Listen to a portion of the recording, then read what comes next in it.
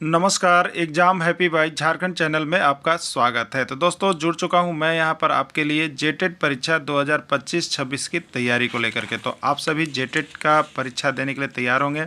जेटेट परीक्षा बहुत जल्द होने वाली है, तो आप सभी यहां पे क्लासेज के लिए अवश्य जुड़ेंगे। आपको बताते चले, जेटेट में तैयारी को लेकर के बहुत तरह से आपके मन में कौतूहल बना हुआ होगा कि किससे तैयारी करें, कहाँ से तैयारी करें। तो आपको बताते चले, जेटेट परीक्षा में यदि आपको परचम लहराना है तो आप झारखंड राज्य के अनुमोदित पाठ्यक्रम JCERT किताब को पढ़ना कभी भी नहीं भूलेंगे। बाहर का प्रैक्टिस सेट लेकर के यदि आप पढ़ रहे हैं तो वो आपके साथ धोखा हो रहा है, ठीक है। तो आप JCERT जैक का किताब ले लीजिए, जो कि आपको झारखंड राज्य के सरकारी विद्यालयों में मिलते हैं। अगर आपको नहीं मिल पाता है तो हम देखिए यहाँ पे झारखंड राज्य के सरकारी विद्यालय से आपको हूबहू हैंड रिटेन नोट्स डेली बना करके, जो आपका न्यू सिलेबस आया है उसके आधार पर यहाँ पर सभी सब्जेक्ट का, चाहे आप 1 से 5 के शिक्षक हो, चाहे 6 से 8 का शिक्षक हो, सभी की तैयारी करवाते हैं। आप घर बैठे यहाँ पर क्षेत्रीय भाषा छोड़ करके सभी सब्जेक्ट का केवल 500 रुपये में तैयारी कर सकते, जिसके लिए देखिए यहाँ पर आपको मोबाइल नंबर दिया गया है 9631054226 पर आप संपर्क करके यहाँ से सभी कोर्सेज परचेज भी कर सकते हैं, तैयारी भी कर सकते हैं। बहुत सारे कोर्सेज बन गए हैं, तो आप अवश्य संपर्क कर लेंगे, घर बैठे ही तैयारी यहाँ से हो जाएगी। चलिए देखते हैं आगे। किस अवस्था का गुण है? दूसरों पर निर्भरता किस अवस्था का गुण है? बताइए कौन सी अवस्था में बच्चा दूसरों पर निर्भर रहा होगा। ठीक है, तो देखिए आप देख लेते होते हैं, यहाँ पे एक शैशवावस्था होता है, एक बाल्यावस्था, किशोरावस्था। शैशवावस्था जो होता है आपका, वो यहाँ पर हम लेकर के चलेंगे 0 से 6 वर्ष, कहीं कहीं आपको मिलेगा 1 से 5 वर्ष। ठीक है, तो ये 6 वर्ष के अंदर वाली जो अवस्था होगी वो शैशवावस्था होगी। और ये जीरो से कहिएगा तो 2 साल तक बच्चा क्या होता है, ये पूर्ण रूप से दूसरों पर निर्भर करता है। ये अपना खाना भी नहीं खा सकता है, ठीक है, कोई भी बाहरी आवरण का काम अपने नहीं कर सकता है। यह पूर्ण रूप से दूसरों पर एकदम निर्भर है। जब भी उसको कोई खाना खिलाएगा तो खाएगा, नहीं तो रोते रह जाएगा। तो ये दूसरों पर निर्भरता की अवस्था जो है वो देखिए आपका शैशवावस्था है। इस अवस्था में बच्चा जो है दूसरों पर निर्भर करता है, चाहे तो वह माँ के पास रहता है, पिताजी के पास रहता है, मौसी के पास रहता है, किसी अन्य पर भी निर्भर रहता है। वही उसको खाना खिलाते हैं, वही उसको सारे तेल पानी करते हैं। यानी बच्चा जो है दूसरों पर निर्भर किस में रहता है, तो शैशवावस्था में ही रहता है। ठीक है, अब देखिए शैशवावस्था की अवधि कितनी होती है। शैशवावस्था की अवधि कितनी होती है, ठीक है, 6 से 12 वर्ष, जन्म से 5 वर्ष, 12 से 18 वर्ष, कोई नहीं। देखिए याद रखिएगा, यहाँ पर 6 का पहाड़ा ऐसे पढ़ लिया जाता है। ठीक है, तो एक देगा आपको 0 से 6, फिर देगा आपको 6 से 12, फिर देगा आपको 12 से 18। ठीक है, और फिर अंतिम हो जाता है। ये 4 का अवस्था है। तो ये 0 से 6 जो आएगा वो शैशवावस्था होगा, 6 से 12 जो आएगा वो बाल्यावस्था होगा, और 12 से 18 जो आएगा वो किशोरावस्था आएगा। ठीक है, यहाँ समझ रहे होंगे। अब देखिए कहीं कहीं आपको 0 से 5 लिख देगा, या जन्म लेने से 5 लिख देगा।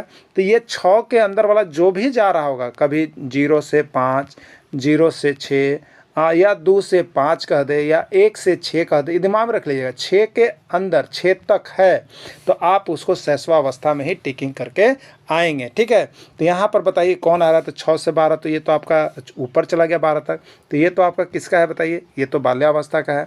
अब जन्म से 5 वर्ष, तो जन्म से लेकर के 6 के अंतर तक ये तो शैशवावस्था होता है। और 12 से 18 ये किशोरावस्था होता है। तो इसमें शैशवावस्था की अवधि कितनी है, तो जन्म से 5 वर्ष। राइट आंसर इसका बी हो जाएगा। ठीक है, दूध के दांतों की संख्या कितनी होती है, बताना है आपको। दूध के दांत की संख्या कितनी होती है, 18, 20, 25 या कोई नहीं। ठीक है, तो बच्चों में जो दूध के दांत होते हैं उनकी संख्या कितनी होती है, तो एक ऑथेंटिक माना गया है वो आपका 20 है। ठीक है, शैक्षिक दृष्टि से बाल विकास की कितनी अवस्थाएं हैं। शैक्षिक दृष्टि से बाल विकास की कितनी अवस्थाएं हैं, यानी शिक्षण की दृष्टि से बाल विकास की कितनी अवस्थाएं आपको बताया गया है। ठीक है, 1 है, 2 है, 3 है या कोई नहीं है। ठीक है, तो शिक्षण की दृष्टि से बाल विकास की जो है 3 अवस्थाएं बताई गई है जो शिक्षण की दृष्टि से। ठीक है, सबसे पहला शैशवावस्था है, ये संस्कार की अवस्था है। ठीक है, फिर बाल्यावस्था है, टोली की अवस्था है, फिर किशोरावस्था है, संघर्ष, तूफान और तनाव की अवस्था है। तो ये 3 अवस्था शिक्षा शैक्षिक दृष्टि से चलता है। और एक चौथा अवस्था जो आता है वो प्रौढ़ावस्था होता है, वृद्धावस्था होता है। ठीक है, वो 18 से ऊपर वाले का हो जाता है। तो शैक्षिक दृष्टि से बाल विकास की कितनी अवस्थाएं हैं, तो यहाँ पर राइट आंसर सी हो जाएगा, यानी 3 हो जाएगा। बाल्यावस्था का समय होता है, बाल्यावस्था का समय होता है 12 से 17 वर्ष, 6 से 12 वर्ष, 0 से 5 वर्ष, कोई नहीं। ठीक है, हमने आपको अवस्था के समय रखने के लिए किसका पहाड़ा बताया है, 6 का, यानी एक होगा 0 से 6, फिर होगा 6 से 12 और फिर होगा 12 से 18। ठीक है, 0 से 6 या कहीं कहीं 5 भी आपको लिखा हुआ मिल सकता है, या जन्म से 5 लिखा हुआ मिल सकता है, तो ये शैशवावस्था है। फिर 6 से 12 तो ये बाल्यावस्था है, और 12 से 18 तो किशोरावस्था है, और 18 से ऊपर जो है वृद्धावस्था है। ठीक है, तो बाल्यावस्था का समय कितना होता है, तभी आपने देखा यहाँ पे 6 से 12 वर्ष तक की अवस्था बाल्यावस्था है, 0 से 5 वर्ष तक की अवस्था जो है शैशवावस्था है, और 12 से 17 कह दे या 12 से ऊपर 18 तक कह दे तो ये आपका किशोरावस्था है। क्लियर हो गया होगा सबको। देखिए अवस्था का समय याद कर लीजिएगा, यहाँ से एक प्रश्न रहेगा, और ये सारे प्रश्न कहीं ना कहीं पूछे गए हैं, इसीलिए हम आपको मॉडल प्रैक्टिस सेट में यहाँ पर करवा दे रहे हैं। ठीक है, तो डेली आप जुड़ करके यहाँ से तैयारी कर सकते हैं, सारे नोट्स भी बन गए हैं, आप यहाँ से लेकर के पढ़ सकते हैं। सभी हैंड रिटेन नोट्स हैं और सभी इंपॉर्टेंट नोट्स हैं, इसलिए यहीं से आप पढ़ करके जाइएगा, यहाँ से बहुत अच्छे मार्क्स आपके आ जाएंगे। ठीक है, अगला प्रश्न है, किस अवस्था को संस्कारों की अवस्था कहा गया है। आपको बताना है कि कौन सी अवस्था जो है उस संस्कार की अवस्था है, बाल्यावस्था, शैशवावस्था, किशोरावस्था या कोई नहीं। ठीक है, तो बाल्यावस्था बताइए किसकी ये अनोखा है, ये जो है आपको टोली का अवस्था है। ठीक है, शैशवावस्था जो है, शैशवावस्था संस्कार की अवस्था है, इसमें बच्चा को संस्कार सिखाया जाता है, तो संस्कार की अवस्था है। किशोरावस्था संघर्ष, तनाव और तूफान की अवस्था है, तो ये संस्कारों की अवस्था किसको कहा गया है बताइए, तो ये शैशवावस्था को संस्कार की अवस्था कहा गया है। ठीक है, जीवन का अनोखा काल किसको कहा जाता है, जीवन का अनोखा काल किसको कहा जाता है, शैशवावस्था, किशोरावस्था, बाल्यावस्था, कोई नहीं। ठीक है, देखिए सीखने का दो होता है, सीखने का अनोखा काल और एक जीवन का अनोखा काल। ठीक है, तो सीखने का अनोखा काल तो वो आपका शैशवावस्था में, लेकिन जीवन का अनोखा काल यदि कहेगा जो आपको दोबारा नहीं मिल सकता है, जो आपको टोली, गिरोह या समूह की अवस्था होता है, वो होता है आपका बाल्यावस्था। ठीक है, इसलिए जीवन का अनोखा काल यदि कहा जाएगा तो वो बाल्यावस्था ही है, जिसमें बच्चा किसी भी समूह के साथ खेल रहा होता है और बड़े मौज मस्ती कर रहा होता है, तो ये जीवन का अनोखा काल होता है जो कि दोबारा नहीं मिल पाता है, तो ये बाल्यावस्था को ही कहा जाता है। सीखने का अनोखा काल किसको कहा जाता है, सीखने का अनोखा काल किसको कहा जाता है, शैशवावस्था, बाल्यावस्था, किशोरावस्था या कोई नहीं। ठीक है, तो सीखने का जो अनोखा काल होता है वो शैशवावस्था होता है, जीवन का अनोखा काल जो होता है बाल्यावस्था होता है, संघर्ष और तूफान की अवस्था जो होता है वो किशोरावस्था होता है। तीनों अवस्था को आपको लेकर के दिमाग में चलना है, यहाँ से एक प्रश्न लगभग आपके एग्जाम में छप जाते हैं। ठीक है, चलिए अगला है, संग्रह करने की प्रवृत्ति होती है, संग्रह करने की प्रवृत्ति किस में होती है, बाल्यावस्था में, किशोरावस्था में, शैशवावस्था में या इनमें से कोई नहीं। देखिए बच्चा को कुछ कुछ चीज़ कलेक्ट करना, संग्रह करके रखना बहुत पसंद आने लगता है। वह अवस्था जो होता है देखिए उस बच्चा का बाल्यावस्था होता है, जिसमें गिरोह बना करके जैसे जैसे लोगों का मत मिलता है वैसे वैसे वो चीज़ों को संग्रह करना जानता है। ठीक है, तो संग्रह करने की प्रवृत्ति उस समय बच्चों में सबसे अधिक हावी होता है, वो आपका है बाल्यावस्था में। ठीक है, चलिए अगला है, गिरोह या गैंग वाली अवस्था कहलाती है। बताइए गिरोह या गैंग कब बनता है, टोली कब बनता है बताइए, अभी आपको बताया गया था, बाल्यावस्था में बनता है, शैशवावस्था में बनता है, किशोरावस्था में या कभी नहीं। ठीक है, तो ये जो आपको गिरोह वाली अवस्था है, टोली वाली अवस्था है, गैंग वाली अवस्था है, ये सभी जो चला जाता है वो आपका यहाँ पर बाल्यावस्था में चला जाता है। नैतिकता का अभाव किस अवस्था में होता है बताइए कि नैतिकता का अभाव किस अवस्था में बच्चा में होता है। ठीक है, शैशवावस्था, बाल्यावस्था, किशोरावस्था, प्रौढ़ावस्था। देखिए दो अवस्था, शैशवावस्था, बाल्यावस्था। तो शैशवावस्था में तो बच्चा क्या होता है बताइए, ये तो कुछ नहीं जान पाता है कि कौन लड़का है कौन लड़की है या दुनिया में कौन क्या है, ये दूसरों पर आश्रित होता है, ये दूसरों पर आश्रित है, इसलिए इसको कुछ भी चीज़ पता नहीं है, जैसा आप कीजिएगा वैसा वो करेगा, वो बातों को दोहराते रहता है, देखते रहता है। ठीक है, तो इसमें नैतिकता की बात कहीं से भी नहीं आती है कि बच्चा में कैरेक्टर खराब हो गया, तो नैतिकता का प्रश्न कहीं से उठता ही नहीं है।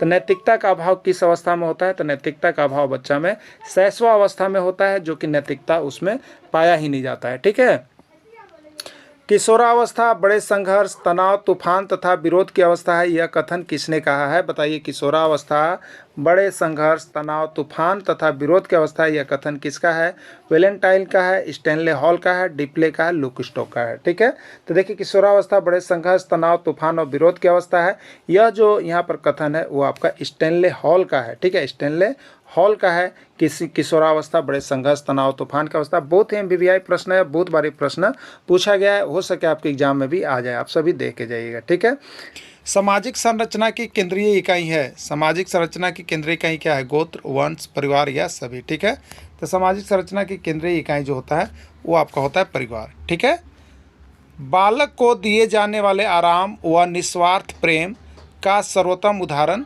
है। ठीक है, वह जिस समाज में रहता है, वह जिस घर में रहता है, वह जिस परिवार में रहता है, कोई नहीं। ठीक है, तो बालक को दिए जाने वाले निस्वार्थ प्रेम का सर्वोत्तम उदाहरण जो है कि वह जिस परिवार में रहता है, वह जिस परिवार में रहता है बालक को वहीं पर प्रेम का सर्वोत्तम मिल पाता है। ठीक है, तो वह जिस परिवार में रहता है, ये इसका राइट आंसर हो जाएगा। परिवार की परिकल्पना के पीछे आधारभूत तत्व क्या है? परिवार की परिकल्पना के पीछे आधारभूत तथ्य है मानव का सामाजिक प्राणी होना, मानव का अकेला होना, कार्य करने में परेशानी होना, कोई नहीं। ठीक है, तो परिवार की परिकल्पना के पीछे जो आधारभूत तत्व है वह है आपका कि मानव क्या है, एक सामाजिक प्राणी, वह समाज में रहता है, समाज में जीता है, समाज में मरता है। ठीक है, तो यही एक परिवार की परिकल्पना के पीछे होता है कि वह समाज से, परिवार से सीखे और समाज में आगे बढ़े। ठीक है, लैंगिक विभेद क्या होता है? लैंगिक विभेद क्या होता है आपको बताना है। ठीक है, बहुत बारी प्रश्न पूछा, बहुत बार सीजी टेट में। देखिए हम तो यहाँ पे देखिए आपको इसके पहले जितना आपको जो ईवीएस का आपको पीडीएफ बना हुआ है उसमें सब में लिखा हुआ है कि किस राज्य में कौन से प्रश्न पूछे गए हैं, आपको ले लेने की आवश्यकता है, यहाँ से पढ़ लेना है सिर्फ। ठीक है, तो लैंगिक विभेद क्या होता है? समाज में ऊंच नीच की भावना, समाज में सांप्रदायिकता की भावना, समाज में लड़के एवं लड़कियों के लिए अलग अलग नियम, समाज में किसी विशेष जाति का बहिष्कार। ठीक है, तो देखिए लैंगिक विभिन्नता का मतलब होता है कि लड़के और लड़कियों के बीच जो है विभेद करना। ठीक है, तो समाज में लड़के एवं लड़कियों के प्रति जो अलग अलग नियम बनाए गए हैं, विभेद बनाए गए हैं, वही देखिए लैंगिक विभेद के अंतर्गत आता है। ठीक है, पारिवारिक वृक्ष क्या होता है बताइए? पारिवारिक वृक्ष क्या है? ठीक है, किसी देश की जनसंख्या, किसी राज्य की जनसंख्या, किसी जिले की जनसंख्या, किसी परिवार के सदस्य। ठीक है, तो पारिवारिक वृक्ष में क्या होता है? पारिवारिक वृक्ष देखिए बनता है पहले उसके नाना, फिर उसके पिता और माता, फिर उसके पिता माता के भाई बहन हो गए, उसके बाद इनके बेटे। तो ये परिवार के सदस्यों का वृक्ष होता है। ठीक है, परिवार के सदस्यों का वृक्ष होता है, परिवार के संख्या का वृक्ष होता है, वो होता है। ठीक है, तो किसी परिवार के सदस्य को यह दर्शा रहा होता है। ठीक है, जानतो रेशे क्या होते हैं? देखिए यूपी टेट में पूछा है जानतो रेशे क्या होते हैं? ऊन, रेशम, ए और बी दोनों को। ठीक है, देखिए जानतो रेशे का मतलब सबसे पहले आप समझिए, जंतुओं से जो रेशा प्राप्त होता है, जंतुओं से जो रेशा प्राप्त होता है वह जानतो रेशा कहलाता है। ठीक है, तो जानतो रेशा ऊन भी जंतु से प्राप्त होता है, रेशम भी जंतु से प्राप्त होता है, यानी ए और बी दोनों इसका राइट आंसर हो जाएगा, यानी सी इसका राइट आंसर हो जाएगा। ठीक है, ऊन के रेशे प्राप्त किए जाते हैं, ऊन के रेशे प्राप्त किए जाते हैं भेड़ से, बकरी से, याक से या सभी से। एमपी टेट 2014 और यूपी टेट 2016 में पूछा गया था। ठीक है, तो ऊन भेड़ से भी प्राप्त होता है, बकरी से भी प्राप्त होता है, याक से भी प्राप्त होता है, यानी राइट आंसर डी हो जाएगा, सभी हो जाएगा। ठीक है, रेशम के रेशे प्राप्त किए जाते हैं, रेशम का रेशा कहाँ से प्राप्त होता है बताइए? बिहार टेट में पूछा है। बकरी के बाल से, भेड़ के बाल से, रेशम के कीट कोकून से, कोई नहीं। ठीक है, तो रेशम के रेशे किससे प्राप्त किए जाते हैं? तो रेशम के कीट यानी कोकून से प्राप्त किए जाते हैं, रेशम के कीट यानी कोकून से प्राप्त किए जाते हैं। ठीक है, पश्मीना शॉल कहाँ से प्राप्त होता है? आपको बताना है कि पश्मीना शॉल कहाँ से प्राप्त होता है? तिब्बत से, लद्दाख से, जम्मू कश्मीर से, कोई नहीं। ठीक है, तो पश्मीना शॉल कहाँ से प्राप्त होता है?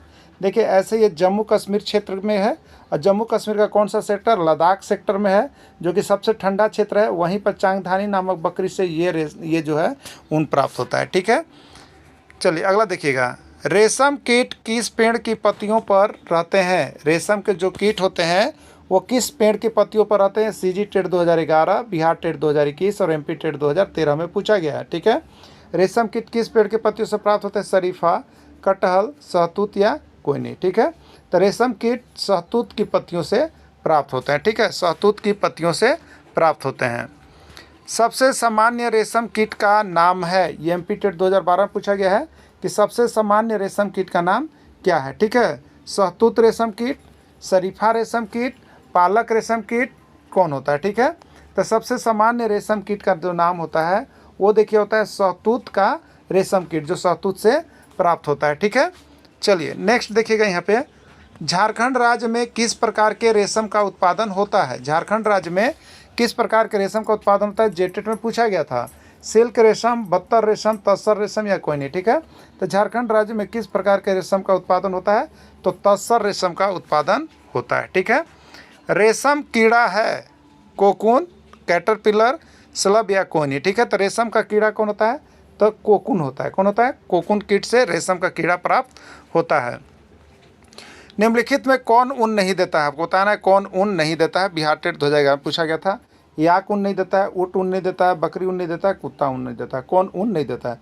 याक से भी ऊन प्राप्त होता है, ऊँट से भी ऊन प्राप्त होता है, बकरी से भी ऊन प्राप्त होता है, कुत्ता से नहीं होता है, इसलिए राइट आंसर इसका डी हो जाएगा। ठीक है, मानव में श्वसन होता है, मानव में श्वसन होता है त्वचा के द्वारा, गिल्स के द्वारा, फेफड़ों के द्वारा या कोई नहीं। यानी मानव जो श्वास लेते हैं वो किसके द्वारा लेते हैं, आपको बताना। ठीक है, तो मानव जो श्वास लेता है वो किसके द्वारा होता है? फेफड़ों के द्वारा। राइट आंसर इसका सी हो जाएगा। केचुए में श्वसन होता है, ध्यान रखिएगा। यहाँ से एक प्रश्न पूछा है, आकलन परीक्षा में भी यहाँ से आया हुआ था, जो जैक लिया था, याद रखिएगा। और आपको मैं बता देता हूँ, ईवीएस जो आकलन परीक्षा हुआ था, यहाँ पर आपको बता देते हैं कि लगभग जो आपका 30 प्रश्न था उसमें 28 प्रश्न हमारे नोट्स के थे। याद रखिएगा, जेसीईआरटी किताब का पूरा भिड़ा था और अबर भी आपके होने वाले हैं, इसमें कोई डाउट मत रखिएगा। लेकिन बहुत ऐसे होते हैं जो सिर्फ नोट्स लेते हैं, कभी पढ़ते नहीं, तो कहते नहीं आया था। हमने परीक्षा के बाद उसका हर एक PDF को भी भेजा था। ठीक है, तो आप सभी ध्यान में रखिएगा, जो बना हुआ है बहुत इंपॉर्टेंट है, आप सभी पढ़ के जाइए। केचुए में श्वसन होता है त्वचा के द्वारा, फेफड़ा के द्वारा, गिल्स के द्वारा या कोई नहीं। ठीक है, तो केचुए में कैसे होता है? तो ये होता है आपका त्वचा के द्वारा, केचुए में। मछली का श्वसन अंग है त्वचा, फेफड़ा, गिल्स या कोई नहीं। ठीक है, तो मछली का श्वसन अंग क्या होता है? गिल्स होता है। क्या होता है? गिल्स होता है मछली का श्वसन अंग। मेढक में श्वसन अंग होता है, मेढक में श्वसन अंग, मेढक उभयचर है। ठीक है, दोनों जगह रहते हैं, जल में भी रहते हैं और धरती पर भी रह लेते हैं। ठीक है, स्थल पर भी रहते हैं। फेफड़ा, त्वचा, ए और बी दोनों या कोई नहीं। ठीक है, तो मेढक में श्वसन अंग फेफड़ा भी होता है, त्वचा भी होता है, जिसके कारण पानी में और धरती पर सभी जगह रह पाते हैं। पत्तियों में गैसों का आदान प्रदान होता है, यूपी टेट और बिहार टेट। पत्तियों में गैसों का आदान प्रदान होता है तना द्वारा, रंध्र द्वारा, जड़ द्वारा या कोई नहीं। ठीक है, तब पत्तियों में जो गैसों का आदान प्रदान होता है आपको रंध्र के द्वारा होता है, उसमें छोटे छोटे रंध्र बने होते हैं, रंध्र द्वारा होता है। तिलचट्टा में श्वसन होता है त्वचा द्वारा, फेफड़ा द्वारा, गिल्स द्वारा या श्वास रंध्र द्वारा। ठीक है, तो तिलचट्टा में जो श्वसन होता है वो आपका श्वास रंध्र के द्वारा होता है। ठीक है, आनुवांशिक रोग किससे कहते हैं? आपको बताना, आनुवांशिक रोग कौन है, बताइएगा। जो माता पिता से रोग बच्चों में उत्पन्न नहीं होता है, जो रोग माता पिता से बच्चों में आ जाता है, जो रोग एक दूसरे में फैल जाता है। ठीक है, देखिए आनुवांशिक उसको कहते हैं जो माता पिता से आता है। ठीक है, आनुवांशिक गुण भी उसी को कहते हैं, आनुवांशिक रोग भी उसी को कहते हैं। तो वैसे रोग जो माता पिता से बच्चों में आ जाता है उसको हम लोग आनुवांशिक रोग कहते हैं। तो राइट आंसर इसका बी हो जाएगा। ठीक है, आनुवांशिक रोग का उदाहरण है, कौन ऐसा रोग है जो माता पिता से बच्चों में आ जाते हैं? यूपी टेट और रीट में पूछा गया था। वर्णांधता, हैजा, कैंसर, सभी। ठीक है, तो सबसे पहले इसमें आनुवांशिक रोग कौन है? तो इसमें आनुवांशिक रोग जो है वर्णांधता है। ठीक है, वर्णांधता जो है ये वांशिक रोग है, जिसमें क्या होता है, बच्चे जो होते हैं कुछ रंगों को पहचान नहीं कर पाते हैं। ठीक है, लाल और हरा रंग को वो पहचान नहीं कर पाते, इसीलिए जब आप मेडिकल में जाते हैं तो आप हरा रंग का पहचान नहीं कर पाए, लाल रंग का, जिसे मेडिकल में छाट दिया जाता है, जिसमें पुलिस का भी आप कह सकते हैं, लोको पायलट का भी आप कह सकते हैं, बूथ में होता है। ठीक है, ये माता पिता से ही बच्चों में आते हैं। आनुवांशिक रोग का उदाहरण है, आनुवांशिक रोग का उदाहरण है मधुमेह, हीमोफीलिया, कैंसर या टाइफाइड। ठीक है, हरियाणा टेट 2015 में पूछा है। तो आनुवांशिक रोग का जो उदाहरण है वो है आपका, देखिए यहाँ पे आप ले सकते हैं हीमोफीलिया को। ठीक है, किसको ले सकते हैं? हीमोफीलिया। संचरणीय या संक्रामक रोग है, संचरणीय या संक्रामक रोग है। कौन सा रोग है? संचरणीय संक्रामक रोग, जो माता पिता से बच्चों को प्राप्त होता है, जो एक व्यक्ति से दूसरे व्यक्ति में फैलता है, जो एक व्यक्ति से दूसरे व्यक्ति में नहीं फैलता है, या सभी। ठीक है, तो संचरणीय रोग ऐसा होता है जो किसी के संपर्क में हम जाते हैं और उससे अगर हमको भी हो जाए तो वो संचरणीय रोग होते हैं, यानी जो एक व्यक्ति से दूसरे व्यक्ति में फैलता है उसको संचरणीय रोग हम लोग कहते हैं। ठीक है, संचरणीय या संक्रामक रोग का उदाहरण क्या है? हैजा, एड्स, टाइफाइड या सभी। ठीक है, तो हैजा भी संचरणीय रोग है, एड्स भी संचरणीय रोग है, टाइफाइड भी है, यानी राइट आंसर इसका सभी हो जाएगा। वर्णांधता में व्यक्ति किस रोग की पहचान नहीं कर पाता है? वर्णांधता, जिसको हम लोग कलर ब्लाइंडनेस कहते हैं। सीजी टेट 2013, एमपी टेट 2015 और उत्तराखंड टेट 2019 से पूछा गया था। ठीक है, तो वर्णांधता कलर ब्लाइंडनेस क्या होता है कि अगर आपकी माँ को है तो बच्चा को भी हो जाता है, पिता को है तो बच्चा को पता है, इसलिए संचरणीय, इसलिए यह जो है क्या है, आनुवांशिक रोग है। तो इसमें व्यक्ति क्या कर पाता है, कैसे पहचान होता है कि उसको कलर ब्लाइंडनेस है, जो कि पुलिस में, फोर्स में नहीं जा पाते हैं। तो जिनको कलर ब्लाइंडनेस है वो लोको पायलट में नहीं जा सकते हैं, पुलिस फोर्स वाले के भी बहाली में नहीं आपका हो सकता है। तो ये लाल और हरा रंग को नहीं पहचान कर पाते हैं। ठीक है, जो कि सभी के लिए बहुत ज़रूरी होता है। अगर आप लोको पायलट में है तो लाल और हरा नहीं पहचान पाइएगा तो सिग्नल कैसे होगा? ठीक है, तो इसी के कारण यहाँ पर लाल और हरा होता है। हीमोफीलिया रोग के बारे में क्या सही है? हीमोफीलिया रोग क्या होता है ये आपको बताना है। यह एक आनुवांशिक रोग है। इस रोग में रक्त का थक्का नहीं बनता या विटामिन के की कमी से होता है। उपयुक्त से बिल्कुल सही है। हीमोफीलिया जो है, पहला है कि आनुवांशिक रोग है, अपने माता पिता से बच्चों में आता है।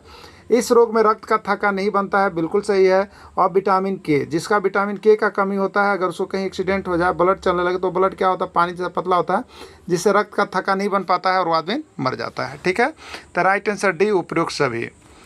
वर्णांधता के बारे में क्या सही है? कलर ब्लाइंडनेस के बारे में क्या सही है आपको यहाँ पर देखना है। ठीक है, पहला ऑप्शन है कि यह एक वंशानुगत या आनुवांशिक रोग है, बिल्कुल सही है। वर्णांधता माता पिता से बच्चों में आता है, इसलिए यह वंशानुगत या आनुवांशिक रोग है, सही है। इस रोग से ग्रसित व्यक्ति को फोर्स या लोको पायलट में बहाल नहीं किया जा सकता है, बिल्कुल सही है। कि आपको जब भी लोको पायलट या फोर्स में बहाल होना होगा तो आपको कलर ब्लाइंडनेस की जांच होगी। इस जांच में आप पास करते हैं तो ही आपकी बहाली आगे होती है, ना तो नहीं होता है, तो नहीं हो सकता। क्लियर?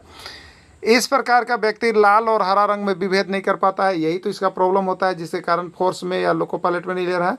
यानी राइट आंसर डी होगा, उपयुक्त सभी। इसमें जितने भी ऑप्शन आए हैं वो कलर ब्लाइंडनेस के बारे में सही है। ठीक है, असंचरणीय या असंक्रामक रोग है। असंचरणीय या असंक्रामक रोग है, एक व्यक्ति से दूसरे व्यक्ति में फैलता है तो इसको तो हम लोग संचरणीय रोग कहते हैं। एक व्यक्ति से दूसरे व्यक्ति में नहीं फैलता है, इसलिए इसको असंचरणीय रोग कहेंगे। और माता पिता से मिलता है, ये भी बिल्कुल सही नहीं है। माता पिता से जो मिलता है उसको वंशानुगत रोग कहते हैं, या कोई नहीं। तो राइट आंसर इसका बी होगा। एक व्यक्ति से दूसरे व्यक्ति में जो रोग नहीं फैलता है उसको असंचरणीय या असंक्रामक रोग की श्रेणी में हम लोग रखते हैं। ठीक है, असंचरणीय या असंक्रामक रोग का उदाहरण है कैंसर। कैंसर यह जो है असंचरणीय रोग है। गठिया यह असंचरणीय रोग है। रतौंधी ये भी असंचरणीय रोग है, यानी राइट आंसर डी होता है। ठीक है, बच्चा जिसकी बुद्धि लब्धि 120 से अधिक है, एक बच्चा जिसकी बुद्धि लब्धि 120 से अधिक है, ठीक है, वह किस प्रकार का बच्चा है?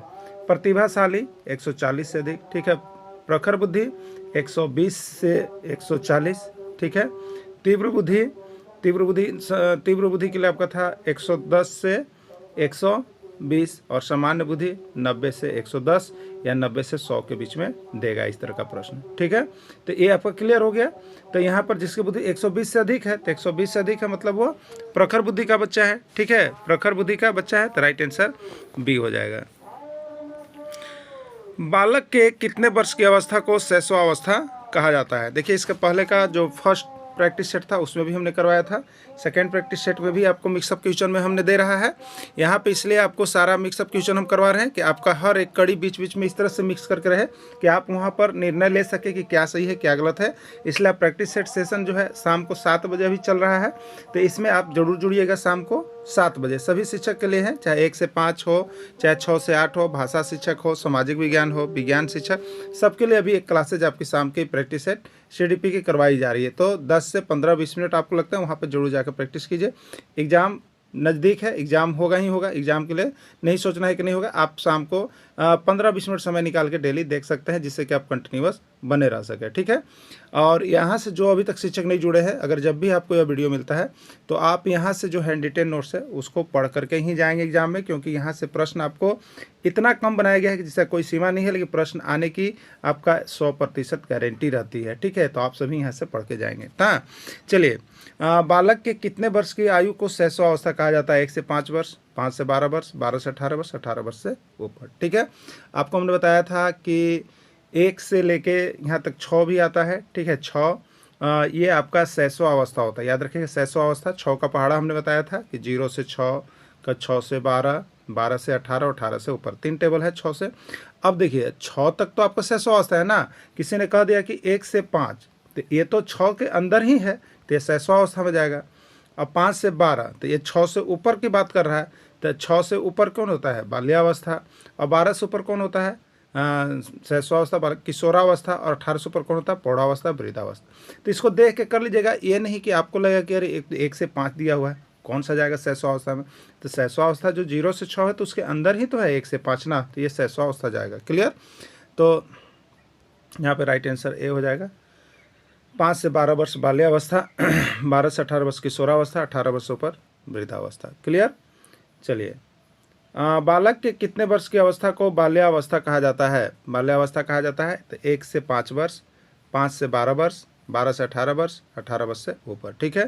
तो 1 से 5 वर्ष ना 6 के अंदर रहेगा, वो आपका ये हो गया शैशवावस्था, और 12 के अंदर रहेगा तो हो गया आपका बाल्यावस्था। तो 12 के अंदर, 5 से 12, 6 से 5 से ऊपर है और 12 है, 12 से 18 किशोरावस्था, 18 वृद्धावस्था। ठीक है। तो याद हो गया आपको। यहाँ पे जो है अवस्था से एक प्रश्न रहेगा। देखिए लगभग यहाँ पे आपको हम 100 या 120 प्रश्न है, इसमें से आपको 15 से 18 प्रश्न यहाँ पर आपके एग्जाम में रहेंगे। ठीक है। इसलिए आप इसका शॉर्ट जो जितना भी दिया गया है CDP का, आप उसको लेकर के पढ़ना कभी भी मत भूलिएगा। ठीक है। बहुत कम प्रश्न, अब बहुत ज़्यादा एग्जाम में आएगा ही आएगा 100%। तो उसको देख लीजिएगा ना, सारे नोट्स को लेकर पढ़ लीजिएगा। तो चलिए अगला है, बालक के सिर एवं मस्तिष्क का विकास किस अवस्था में होता है? बालक के सिर एवं मस्तिष्क का विकास किस अवस्था में होता है? ठीक है। शैशवावस्था में, बाल्यावस्था में, किशोरावस्था में, प्रौढ़ावस्था में। देखिए तो बालक का सिर एवं मस्तिष्क का विकास किस अवस्था में होता है? शैशवावस्था में होता है। और आपने देखा होगा कि शैशवावस्था में बालक के मस्तिष्क का विकास 90% हो जाता है इस अवस्था में। ठीक है। 90% मस्तिष्क का विकास हो जाता है, बच्चा सोचने समझने लगता है। तो बालक के सिर और मस्तिष्क का विकास किस अवस्था में होता है? शैशवावस्था में होता है।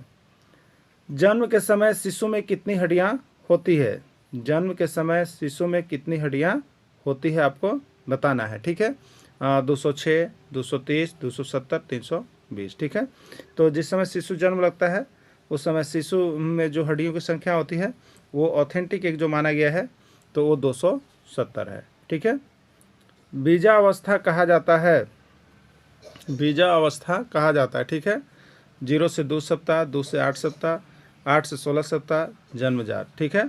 तो देखिए जब बच्चा का जब यहाँ पर क्या होता है कि जब भ्रूणावस्था होता है ना, जब बच्चा गर्भ में रह रहा होता है तो उस समय उसके 0 यानी शुरू से लेकर के 2 सप्ताह, शुरू से लेकर के 2 सप्ताह तक की जो अवस्था है उसको हम लोग कहते हैं बीजावस्था। ठीक है। तो 0 से 2 सप्ताह तक की अवस्था को बीजावस्था कहा जाता है। नेक्स्ट प्रश्न है आपका, डिसलेक्सिया किससे संबंधित है? देखिए इसका जो चैप्टर बना हुआ है वो आपका अधिगम विकार से है। ठीक है। अधिगम विकार से है। तो अधिगम विकार आपको यहाँ पे इसका PDF आपको बना दिया गया है, तो उस अधिगम विकार को आप लोगों ने देख लिया होगा। जो नहीं देखे यहाँ से PDF ले लीजिएगा। ये जो अधिगम विकार है इसमें 5 गो विकार आपको मुख्य रूप से पढ़ना है, और वो 5 विकार में से एक विकार आपका 100% प्रश्न एग्जाम में रहता है। तो देखिए कुछ छोटे छोटे चीज़ों को आप छाट करके और उसको जब पढ़ करके जाएंगे तो उससे आपका क्या होगा कि आप वहाँ से 100% प्रश्न को क्लियर कर पाएंगे। ठीक है। तो कुछ कुछ मुख्य टॉपिक हैं जिसको आपको यहाँ पर नोट्स बना लेना है, और नोट्स आपको नहीं बनाना है, नोट्स बना दिया गया है, आपको उसको सिर्फ लेकर के पढ़ लेना है। ठीक है। तो डिसलेक्सिया किससे संबंधित है? तो देखिए यहाँ पे लेक्सिया जैसे नाम आता है तो आप लेक्सिया मतलब लक्स साबुन को याद रखिएगा। ठीक है। लक्स साबुन, तो लक्स को बच्चा क्या कर रहा होता है? लक्स को बच्चा लुक्स पढ़ रहा होता है। ठीक है। लक्स को लुक्स पढ़ रहा होता है। तो ये पढ़ना वाला विकार है। ठीक है। पढ़ने वाला विकार है। तो लक्स से याद रखिएगा लेक्सिया, लक्स से लेक्सिया। तो ये पढ़ने वाला जब विकार आएगा तो लेक्सिया, पढ़ने वाला विकार, लेक्स यानी लेक्सिया। तो लेक्सिया जो है पठन विकार है। कैसा है? पठन विकार है। तो इसको पठन विकार में आप लेकर के चले जाइएगा। ठीक है। लक्ष्य को बच्चा लुक्स पढ़ रहा था, पढ़ने में गलत कर रहा था, इसलिए पढ़ना गलत है तो पठन विकार है। ठीक है। अब देखिए एलेक्सिया हो, डिसलेक्सिया हो, एलेक्सिया, एलेक्सिया मतलब ये भी लक्ष्य है। लक्ष्य को बच्चा लुक्स पढ़ेगा और लक्ष्य को पढ़ने में गलत कर रहा है तो लेक्सिया होगा, और लेक्सिया जो है वो पठन विकार से जाएगा। ठीक है। तो एलेक्सिया हो, डिसलेक्सिया हो, ये लेक्सिया जैसी वर्ड्स आएगा, लेक्सिया जैसी वर्ड्स किसी के लास्ट में लगेगा तो आपको समझना है कि बच्चा पढ़ने में गलती कर रहा है, तो इसलिए पठन विकार में जाइएगा लेक्सिया को लेकर के। ठीक है, चलिए। राम शाह को वाज पढ़ रहा है, राम शाह को वाज पढ़ रहा है। ठीक है, यह किस विकार से प्रेरित है, प्रभावित है? शाह है, पढ़ रहा था, वाज ये क्या कर रहा है? पठन में गलती कर रहा है, पठन में गलती कर रहा है। तो पठन में गलती कर रहा है, तो ये पठन वाला गलती किस में होता है? तो पढ़ने वाला गलती के लिए हम आपको एक कोड बताए थे, लक्ष्य को लुक्स पढ़ रहा था, और लुक्स से लेक्सिया याद रखना है, लेक्सिया। तो पठन विकार लेक्सिया से जुड़ेगा, वो हो जाएगा आपका डिसलेक्सिया। राइट आंसर ये हो जाएगा। ठीक है, चलिए अगला है, किस अवस्था को संस्कारों की अवस्था कहा गया है? ठीक है, बाल्यावस्था, शैशवावस्था, किशोरावस्था या कोई नहीं। ठीक है, बच्चा संस्कारवान किस अवस्था में होता है? वो शैशवावस्था में होता है। ठीक है, किस अवस्था में होता है? शैशवावस्था में होता है, क्योंकि शैशवावस्था में मस्तिष्क का विकास 90% हो जाता है, और इसमें बच्चा बहुत कुछ सीख रहा होता है और बहुत कुछ सीख गया होता है, इसलिए इसी समय संस्कार की नींव डाली जाती है बच्चों में। तो किस अवस्था को संस्कारों की अवस्था कहा गया है? तो ये आपका हो जाएगा शैशवावस्था को संस्कारों की अवस्था कहा गया है। जीवन का अनोखा काल किसको कहा जाता है? देखिए, जीवन का एक काल ऐसा भी है जो अनोखा होता है, वो आपको समझिए कि दोबारा भविष्य में कभी भी नहीं मिलने वाला है, और वह मौज मस्ती आप जिंदगी में कभी भी नहीं कर सकते हैं। ठीक है, ये अनोखा काल का नाम किसको कहा गया है? शैशवावस्था को, किशोरावस्था को, बाल्यावस्था को, कोई नहीं। ठीक है, तो देखिए, बाल्यावस्था जो है जीवन का अनोखा काल है। इस समय बच्चे समूह में, टोली में रहना पसंद करते हैं, वो बच्चे इतने मस्ती करते हैं, लड़के लड़के सभी एक साथ भी खेल सकते हैं। इसमें बच्चों में किसी तरह का भेदभाव नहीं होता है। ये समय दोबारा नहीं आ सकता, आगे चल कर बहुत से भेदभाव होते हैं, और बच्चे इतने जो है घुल मिल नहीं सकते हैं कभी भी लाइफ में।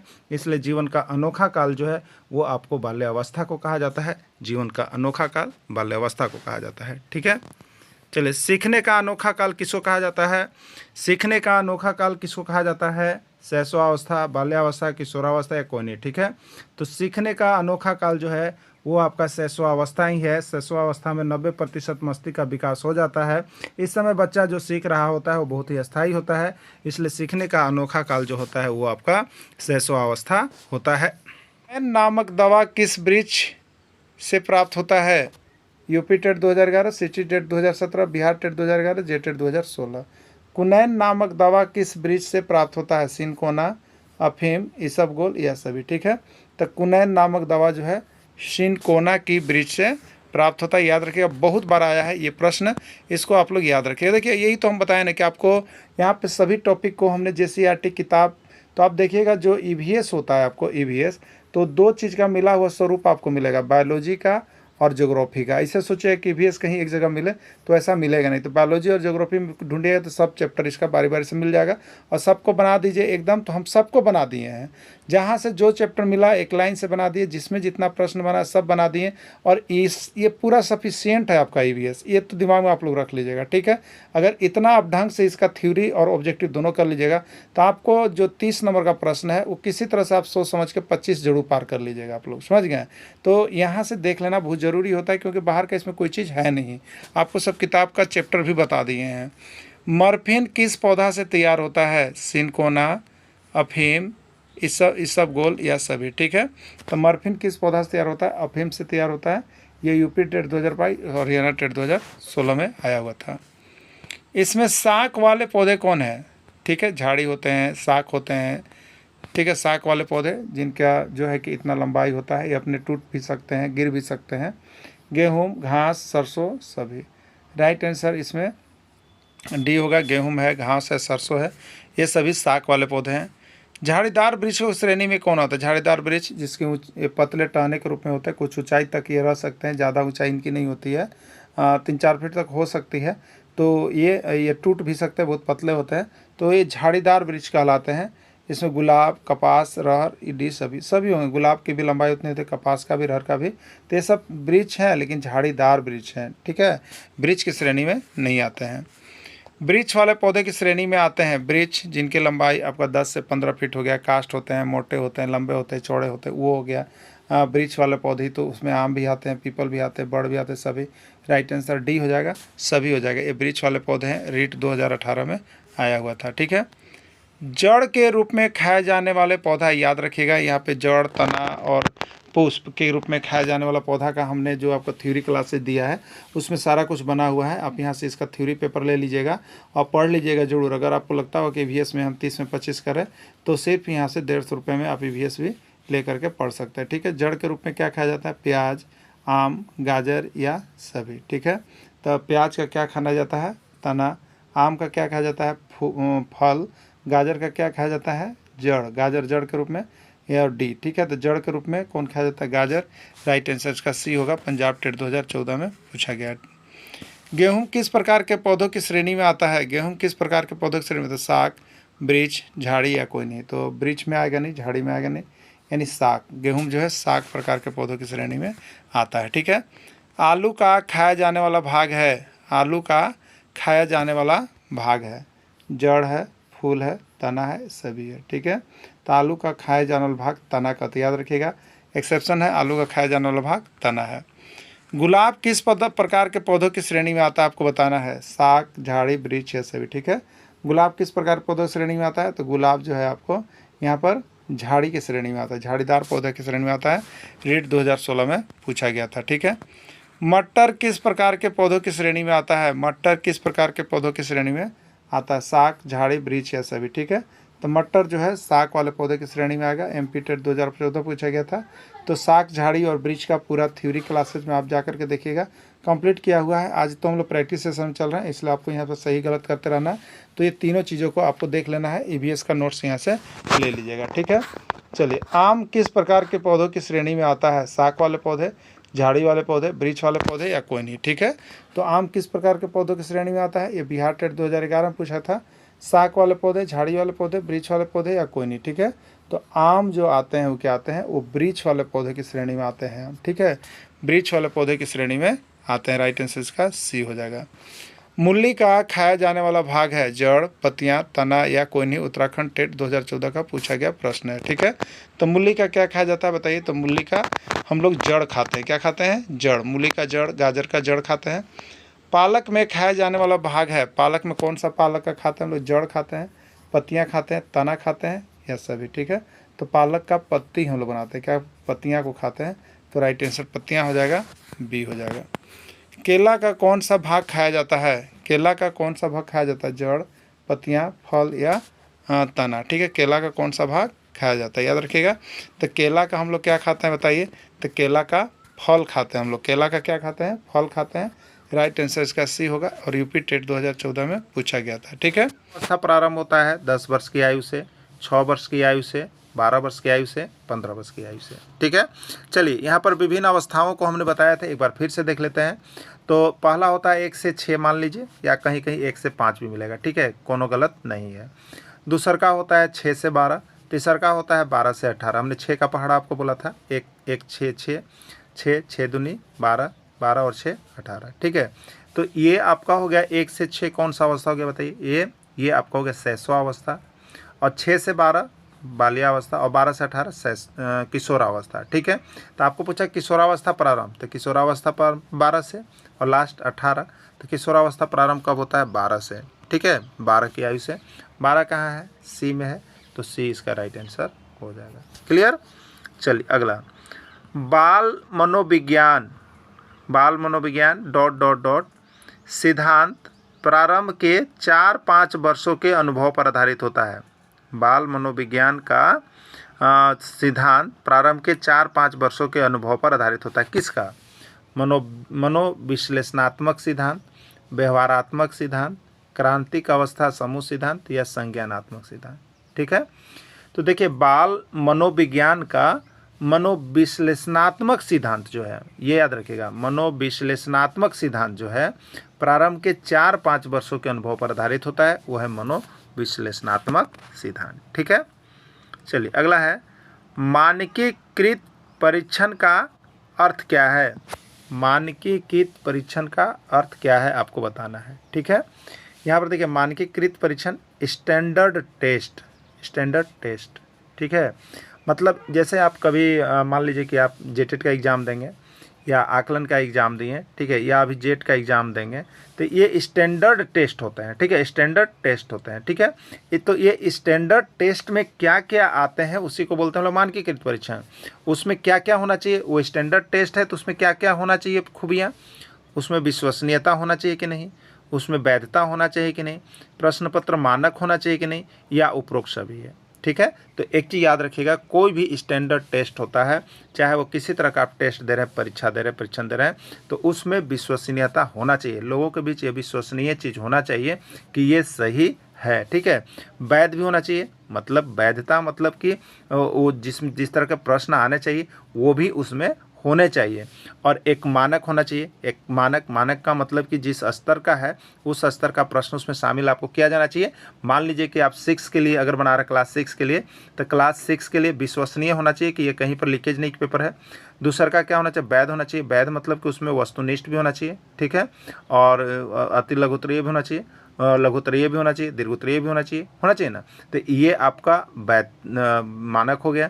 तो ये सभी होना चाहिए, यानी एक स्टैंडर्ड टेस्ट में आपको क्या क्या होना चाहिए। तो एक जब आप स्टैंडर्ड टेस्ट आप ले रहे हैं तो वह विश्वसनीयता भी होना चाहिए, उसमें वैधता भी होना चाहिए, उसमें मानक भी होना चाहिए। राइट आंसर डी, उपरोक्त सभी इसका हो जाएगा, ठीक है। चलिए अगला है, निम्न में से कौन शिक्षण कुशलता से संबंधित है। निम्न में से कौन शिक्षण कुशलता से संबंधित है। श्यामपट्ट पर लिखना, प्रश्नों को हल करना, प्रश्न पूछना, ये सभी, ठीक है। निम्न में से कौन शिक्षण कुशलता से संबंधित है। तो शिक्षण कुशलता से कौन संबंधित है, श्यामपट्ट पर लिखना, ठीक है। उसके बाद है प्रश्नों को हल करना और प्रश्न पूछना, यानी सभी चला जाएगा। ये सभी अगर शिक्षण एक कुशल है तो ये सभी आप में आने चाहिए गुण, ठीक है। अगला प्रश्न देखिए, ये आपके माइंड सेट पर प्रश्न है, ठीक है। ये आपको अपने ही सोल्व करना पड़ेगा, ये आपको कहीं भी जाइएगा तो नहीं मिलेगा। ऐसे ऐसे प्रश्न आपको लगभग 10 से 12 आपके एग्जाम में रहेंगे जो आपके मस्तिष्क पर रहेंगे। कहीं भी किसी भी कोचिंग में ये संभव नहीं है कि आपको जो पढ़ाया गया हो वो मिल ही जाए, ठीक है। हाँ, लेकिन कुछ कुछ रहेंगे जहाँ आप इस तरह के किए हुए रहेंगे तो आपको समझ में आ जाएगा, ठीक है। हाँ, प्रश्न है कि एक अभिभावक आपसे मिलने के लिए विद्यालय में कभी नहीं आता है, आप क्या करेंगे बताइए। किसी अभिभावक को आप बुला रहे हैं, बार बार आपके यहाँ पीटीएम हो रही है, ठीक है, और उस पीटीएम मान ले बच्चा का शिकायत हो या बच्चा की आपको प्रशंसा करना हो और वह कभी नहीं आता हो, वह कभी नहीं आ रहा है, तो आप क्या करेंगे। इसका जवाब यहाँ पर आपको देना है। प्रश्न ये सभी राज्यों में आए हुए हैं, सबका आगे जो प्रैक्टिस होगा उसमें आपको सबका लिखा हुआ रहेगा कि किस राज्य में आया है, ठीक है। बच्चा की उपेक्षा करेंगे, बच्चा से आप उपेक्षा करेंगे कि वह गार्जियन को बुला के लाएगा, ठीक है, नहीं ला रहा है। अभिभावक को एक पत्र लिखेंगे, ठीक है। अब है आप उनसे आप स्वयं उनसे मिलने जाएंगे या बच्चों को दंड देना शुरू करेंगे। तो कुछ शिक्षक कहेंगे बच्चों को दंड देंगे कि काहे नहीं बुलाता है, कुछ कहेंगे अभिभावक को पत्र लिख देंगे, कुछ कहेंगे बच्चों की अपेक्षा करेंगे। तो ये तो सब आंसर यहाँ पर सही है, सबको अपने अपने स्तर से लग रहा है। लेकिन जो ऑथेंटिक यहाँ पर बोर्ड का आंसर था वो था आप स्वयं उनसे मिलने जाएंगे, ठीक है। बहुत लोगों को ये भी प्रश्न सही लग रहा होगा, ये भी लग रहा होगा उत्तर, ये भी उत्तर सही, लेकिन सही उत्तर है कि अगर एक अभिभावक को बार बार आपने सब तरह से आग्रह कर लिया, मिलने नहीं आ रहा, तो आप स्वयं उनसे जाके मिलेंगे, ठीक है। चलिए अगला, बच्चों को जिज्ञासा शांत करना चाहिए। बच्चों को जिज्ञासा शांत करनी चाहिए। बच्चों को जिज्ञासा शांत करनी चाहिए जब शिक्षक फुर्सत में हो, जब विद्यार्थी फुर्सत में हो, कुछ समय के पश्चात, तत्काल जब विद्यार्थी के व्यवहार में जिज्ञासा आया हो, ठीक है। मान लीजिए कि एक बच्चा ने आपसे जानना चाहा कि सर ये रोड पर ये कौन सा संकेत है, रोड पर ये दौड़ता बच्चा का है, ये क्या संकेत है, ठीक है। तो आपको अब क्या करना चाहिए, अगर जानते हैं तो ठीक है, जानते हैं तो जिज्ञासा तो शांत, नहीं है तो पूछ के किसी से उसकी जिज्ञासा को शांत हमें करना चाहिए। तो कब करना चाहिए बताइए, जब आप फुर्सत में रहेंगे तब नहीं, ये गलत चीज़ है। जिस समय उसका जिज्ञासा आपसे प्रकट किया कुछ जानने का, तो आप कब करेंगे, जब फुर्सत में रहेगा तब कीजिएगा, या विद्यार्थी फिर जब फुर्सत में आएगा तब कीजिएगा, या कुछ समय के पश्चात कीजिएगा, या तत्काल जब विद्यार्थी के द्वारा जिज्ञासा की गई हो। तो कौन सा ऑप्शन इसमें सही है, अगर देखिएगा तो आपको सब सही लगेगा, लेकिन इसमें मेन ऑप्शन जो है आपका डी है कि तत्काल, मतलब उसी समय जब विद्यार्थी के द्वारा जिज्ञासा उत्पन्न की गई हो, किसी चीज़ के प्रश्न को पूछा गया हो कि ये मान लीजिए किसी ने पूछ दिया कि सर ये किसका संकेत है, ठीक है, ये किसका आपको उसी समय ये जिज्ञासा को शांत करना होगा कि ये मंदिर है, ठीक ठीक है, यह मंदिर है, ठीक है। बताना होगा किस तरह का संकेत रहेगा, किसका संकेत है, तो आपको बताना होगा कि ये बच्चा गिरजाघर का संकेत है। तो इस तरह से किसी भी चीज़ से वो पूछ सकता है और आपको उसका जवाब देना पड़ता है, ठीक है। तो इसका राइट आंसर होगा तत्काल, जब विद्यार्थी के द्वारा प्रश्न का जिज्ञासा हमको किया गया है, ठीक है। राइट आंसर डी हो जाएगा। सतत एवं व्यापक मूल्यांकन में व्यापक शब्दावली का क्या तात्पर्य है। देखिए, सतत एवं व्यापक मूल्यांकन से एक प्रश्न आपका तो 100% रहता ही है, और सीसी पाठ भी आपको बनाया गया है ना, सिलेबस आपका है, तो आप सीसी को देख लीजिएगा। सीसी का तो 100% यहाँ पर सिलेबस हमने आपको कंप्लीट करवा दिया, उसका ऑब्जेक्टिव भी करवा दिया है, पीडीएफ कंप्लीट है, आप लेके पढ़ लिए होंगे। जो जुड़े हैं वो तो लेके पढ़ लिए, जो नहीं जुड़े हैं, पहली बार जिनको वीडियो मिल रहा है, वो यहाँ से देखिए, हैंड रिटन नोट सभी सब्जेक्ट का लेकर के पढ़ना कभी मत भूलिएगा, क्योंकि आपको जो है JCERT किताब से पूरा पूर्ण रूपेण बनाया गया है और वहाँ से बहुत अधिक आपका स्कोर बढ़ेगा, ठीक है। तो लेकर के देख लीजिएगा। तो अब देखिए यहाँ पर मूल्यांकन शब्दावली में CCE में शब्द का क्या अर्थ है, ठीक है। तो CCE में जो सेकेंड सी है उसका मतलब क्या है, सभी विषयों का मूल्यांकन, शैक्षिक क्षेत्रों का मूल्यांकन, शैक्षिक एवं शैक्षिक क्षेत्र का मूल्यांकन, शैक्षिक क्षेत्रों का मूल्यांकन केवल, ठीक है। तो यहाँ पर जो व्यापक है शब्द, उसके लिए शैक्षिक और शैक्षिक सभी क्षेत्रों का मूल्यांकन करना है, ठीक है। इस व्यापक का अर्थ है, सेकेंड सी का अर्थ है। मूल्यांकन का उद्देश्य है, मूल्यांकन का उद्देश्य क्या है, मूल्यांकन का उद्देश्य क्या है। धीमी गति और तेज गति से सीखने वाले बालकों को एक लेवल करना, उपचारात्मक शिक्षा की आवश्यकता वाले बालक को पहचान करना, अधिगम की कठिनाई वाले क्षेत्र का पता करना, उत्पादक जीवन जीने के लिए शिक्षा किस सीमा तक तैयार कर पाई है, इसका पुष्टि पोषण प्रदान करना। मूल्यांकन का उद्देश्य क्या है, ठीक है। देखिए, मूल्यांकन का उद्देश्य यही आता है, लास्ट ऑप्शन आपका सही है, कि बच्चा को जो जीवन जीना है, उत्पादक जीवन, उसके लिए शिक्षा जो है किस सीमा तक वह तैयार कर पाया है या पुष्टि पोषण प्रदान कर पाया है, उसका जांच करना है मूल्यांकन के अंतर्गत, ठीक है। विद्यार्थियों को विद्यालय में खेलना क्यों उचित है। देखिए, विद्यालय में विभिन्न प्रकार के विद्यार्थी होते हैं, ठीक है, और सभी विद्यार्थियों को खेलना क्यों उचित माना जाता है, इसका क्या महत्व है खेल का, ठीक है। यह उन्हें शारीरिक रूप से सशक्त बनाएगा, ये भी बिल्कुल सही है।